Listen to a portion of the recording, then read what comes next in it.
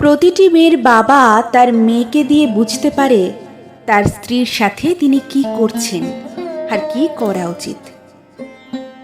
আমি খবরের কাগজ পড়ছিলাম।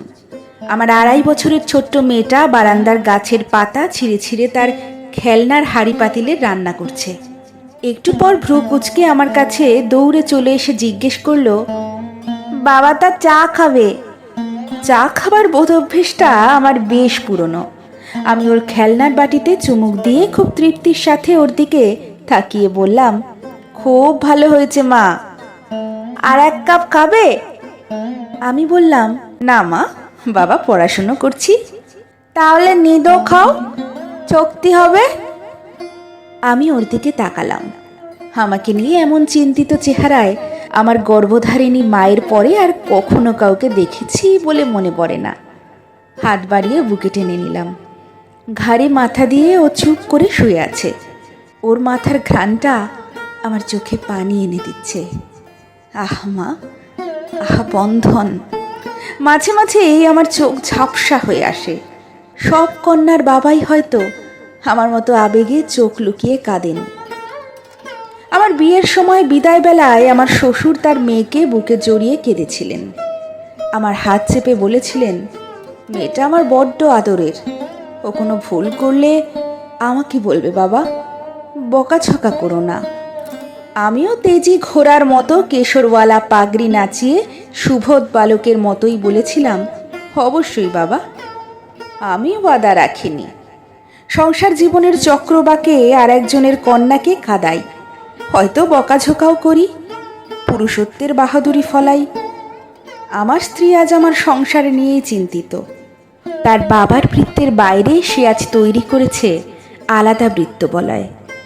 এই বৃত্তের কেন্দ্রে শুধুই আমাদের সন্তান, আর বদমেজাজি আমি।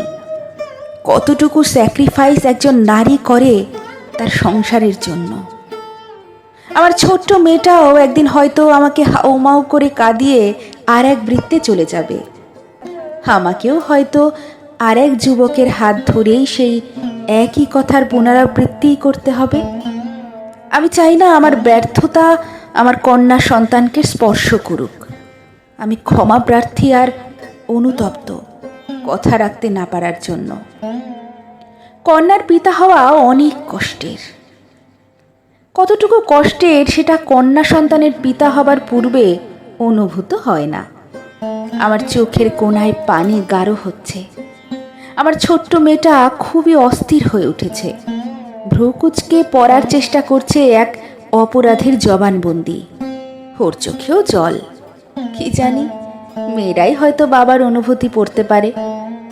ঈশ্বর মেয়েদেরকে বাবার অনুভূতি পড়তে পারার এক অদ্ভুত শক্তি দিয়েই পৃথিবীতে পাঠান। একজন বাবা তার সন্তানের কাছে কেমন তা নির্ভর করে তিনি স্বামী হিসেবে তার স্ত্রীর সাথে কেমন আচরণ করছে তার উপর। সন্তানেরা মায়ের চোখ দিয়েই বাবাকে দেখে।